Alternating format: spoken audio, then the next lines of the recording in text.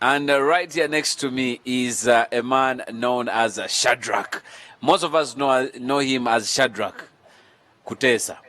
And there is a lot to him that we want to dive into, but we are going to also be specific or particular on our choice of interest.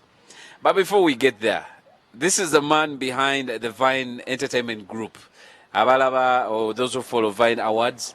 And even some time back, something like 6-7 years ago, Red Sofa. Yeah, Red Sofa was so common in town there. Abagobera Christian Entertainment. Yakalokoka, wabisuwa, maybe we did that. So, but you can also still follow him. And he's also a promoter, yeah. And you also own a record label. Yeah. Because you signed Benji recently. Yeah, yes, exactly. Yes, tutandikira. Happy New Year. Happy New Year for Uganda. How's it going?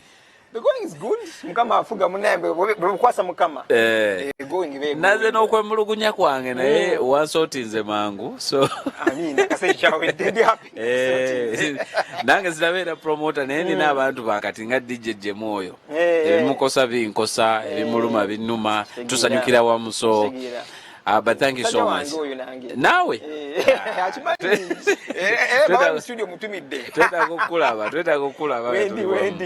Yeah, but our choice of interest this time round, we want to talk about Shadrack. And you can't talk about Shadrack without talking about his journey. Yeah. And our interest is in the fact that you were in secular and then got born again, but also the transition between in between was because of the drug abuse mainly. It's an interesting journey.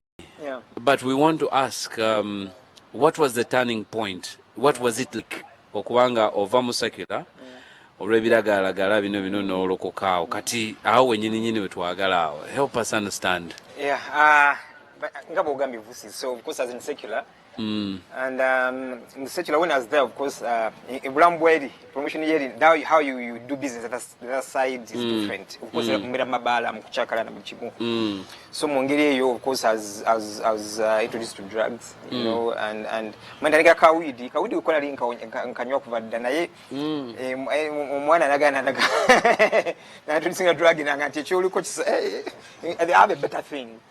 So introduced a drug, and this drug was cocaine. So definitely.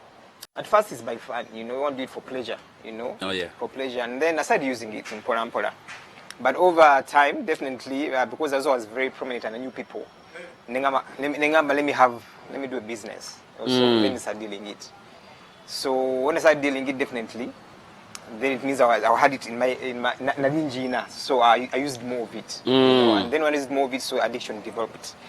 Tukanga really become a slave. So now in Tukanga wouldn't be a pleasure, but it became a way of life. The way I was living on the drug. So I spent most of the time using the drug and recovering from the drug and selling the drug. So and then everything started falling apart. Yeah, yeah. Relationships as a family is so bakuita waliwo kwantula you're not showing up. You know, waliwo family gathering you're not showing up, you're paying. You know, and then again even your health. You know, even my health was threatened. When again, I check up, in a challenge. You know? But then, even as a dealer, of course, when you're dealing, you know, movies, then there's always territory. So I started. Why don't you say stage? There is no way you can talk about this gentleman without talking about his journey, his story.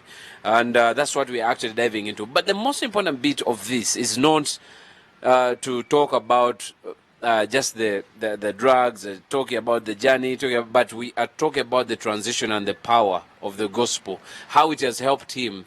Because this year I learned you're celebrating 10 years of being sober. Yes, 10 years. Yeah.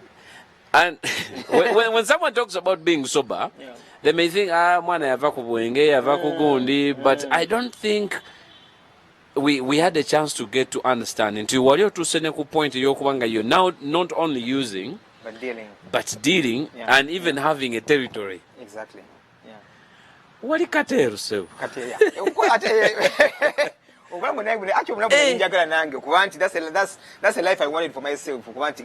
So really, yes, but you were a promoter and you were manager of a very big brand. Because those of you who don't know Shadrack, we're talking about brands like a GNL, Zamba, Keko, the Prime Keko. Yeah. It was hip hop. So there's a close relation between hip hop and gangster, and then so it was. I think even the choice of music was because of the lifestyle I wanted. So that's what happened. Even as dealing, and again, Gambi, maybe could into the level. People actually understand the level. Gambi, just so highlights, and now Banti happened to Benzo Batabitegir, and Ekatibari Bategir, and Tina just in one night. No one night, so bags in Gassatu. Is that cocaine? That's quite a lot of bags. Like how many kgs are those? Like 3 kgs? Those are like kgs a lot. You talk about your own consumption. My own consumption, So like 3 bags a night. But on those 3 bags, ngaseko ecstasy, the pills. Swalinga ecstasy. Nenga tako hashish aba weed nenga bam grinding ze. So umkola butu no some cigar no smoking, So saka chupa ya tequila. Chupa.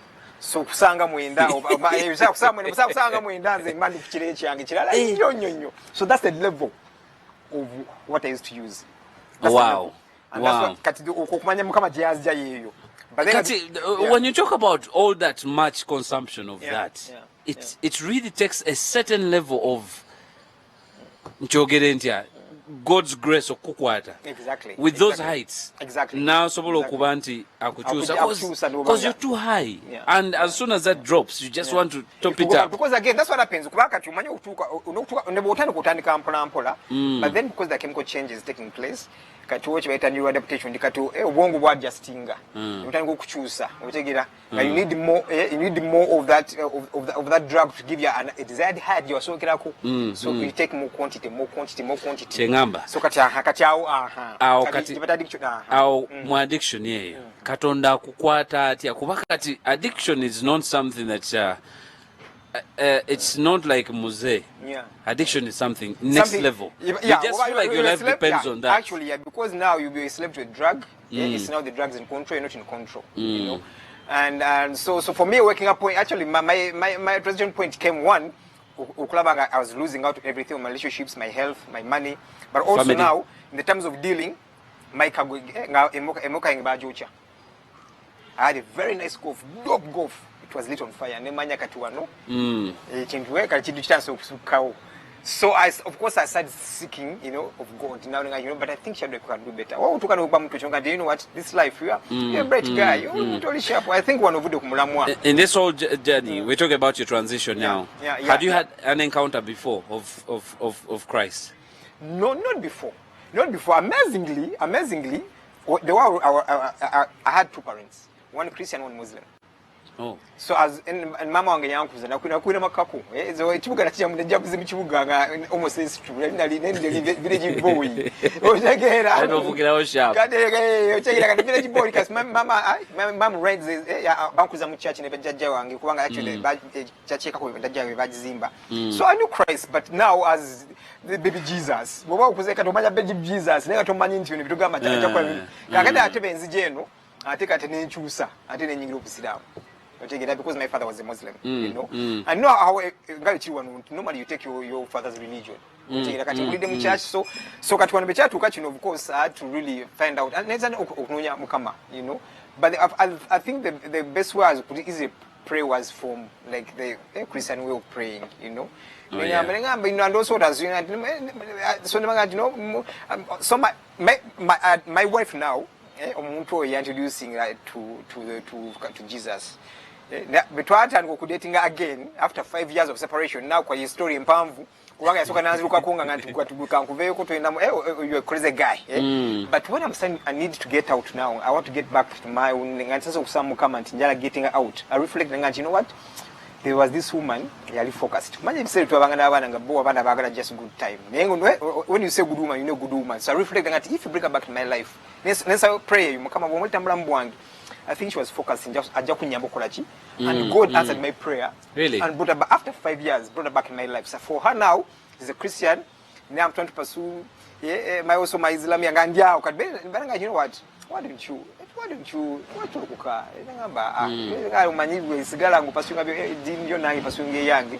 But then through a lot of you know, when you are there and you feel a lot of condemnation, you know, you want to get out of this thing, then you feel like you're the wrong person, you feel like there are addictions, and in addiction you beyond you. Because either you go to rehab, you know, and never rehab I told you we have single with them. So I feel the Spirit lead me to really seek God, you know. And then I care about kids kumacheni nzukuka, then I can end up to church. And when I say to look church now, name pretty like and again I go to the engine St. Luke. So I could connect back from the Christ I knew from the church. Yeah, my mom, Wanga nani manyi baby Jesus. Nena do Yesu bata achusa. Nena Yesu manyi bili baby Jesus. Nena do Yesu achusa. Mulichimuye you become a new creature, you know. So I think let me try this. And then I decided to give my life to Christ, you know. That was December 2015. Nendo kuka. Neka tinu mwendo kuka. Everything I overcame. It was December, but within that month, bulichimu I overcame everything. Sagada come rehab. Addiction, I smoking cigarettes, never kumwenge, never ku drugs, never ku alcohol. Wow. In 2016, I joined the church. Then I go pursuing in February, I got baptized by Imagine. In 2016, by Imagine, I was to in Chinda. Then I class discipleship. Yeah. Katimekwa discipleship class. Then realizing, and even though my mchana they try to cohabit. Then you have doers of the word.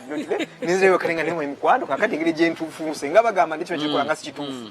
Ngado maitu awulezi. Nawe no mtu wako level. Mga kati atera never radical nemusu saw ya introducing atenze nemuisa. Yale mugamba twawule bisenge betunafumira gana benakuwasa. Then you can wow. So that's what happened. Then that's what was my turning point. So my turning point was really about my health, the fact that I was deep there. You know, nyamukama na amponya 2015 endo kokani nza kuposengo mula mungu mulokole. Wow. Yeah. I think one of the most important things from this story is the power of salvation to salvage someone out of, because you're not talking about even rehabilitation. With the level you're talking about of addiction is where most people would actually be thrown into these homes, rehabilitation homes. Exactly. But you're only talking about it just at one point, but also maybe the influence that your current wife had on you because of also her being a focus, but also a Christian. So many times as guys, we tend to think, but I think if God can help you, especially the fact that you prayed, and if God answered it, it meant that she was actually the right one. So it helps us understand that if we can, whoever is watching in right now, if you can also pray for God to give you that right person, because women really influence a lot in our lives. I think that's very important. And secondly, even for the woman to make that deliberate choice, to be your peace, to be your someone who helps you also. That is very important. We want to leave it at that right now. Betuko Mao, I want you to now speak to people watching us there, especially even artists, even ministers. Ngovude kubayimbi nti ayimba gospel recording, but even some ministers, presenters, abomu chachi, ngamukama bamwagala, but then they are weak to the addiction. I want you to help us talk to those people. What are the steps, for example, you took, and where can the help come from? What does it mean to fully surrender? How did you recognize it, and how did you, those things basically. Still having a conversation with Shadrack Kutesa. What's up that time? Okay, thank you so much, Mr. Mua, Mr. 2025. Msaja chukane kalenda. Thank you so much. I'm still with, of course, Shadrack here. He's taking us through his journey of drug abuse or addictions, and also the whole transition. Those of you been with us from the first hour. It's been a journey, but of course, because of time, we try to get into the most important issues. And so far, we can tell you it's an interesting journey. We're talking no? nga turning point yalimu mukyala we gwalina kati era nga twaga okukubiriza abakyala bonna batuulirizeyo gye muli. Abaami bano babawulirizaamu nnyo. Naddala omwami bwakulanga olimu ensonga emuzimba erimu eba nsonga erimu, I think it's called value. Nga omusajja omwami bwakulanga olimu engeri emuzimba akuwulira. So ladies, you actually play a very big part in men's lives and helping them. But also the interesting thing, actually our cameraman was pointing it out, was the fact that during this whole process of transitioning, your current wife, back then your girlfriend, she wasn't even, you weren't married. We are still with our brother Shadrack. Ate tuli eno Nigeria. Wetugendedde nti omuntu alina okuba nga akooye. Yes, no kubanga akooye ate bw'okoowa kyova ne mu Bible waliwo bagamba nti that he walked with God. He walked with God. Man walking with God omukitegeeza nti ye abasafe at every time oli mu Katonda. Abasajja abo bonna besoma abasajja bafa mu Bible oga nti no, he walked with God. Kati for waliwo okumumanya ate n'okutambula naye kintu kyanjawulo. Most of the time tumanya nti Yesu tunemwine naye bw'okubanga otambula naye oba safe away even ne mwoyo gwo buli kimu oba omanyi nti kati ntambula ne Katonda. So for me what I did is really I endeavored to walk with God, and even up to now whenever that's the only way I can be able not kubanga omanyira era mulaba akubeerako. So first of all endeavor to walk, not just know God nti asobola awonya akola ki naye walk with God, endeavor walk with God. That kind of way era nawe atambula naawe era jabajja kukugusa. You know, so that's the only way that I believe you can be able to overcome. Yeah, to overcome is that you have to endeavor to walk with God. This year we were celebrating your 10 years of being sober through all that you've actually been through.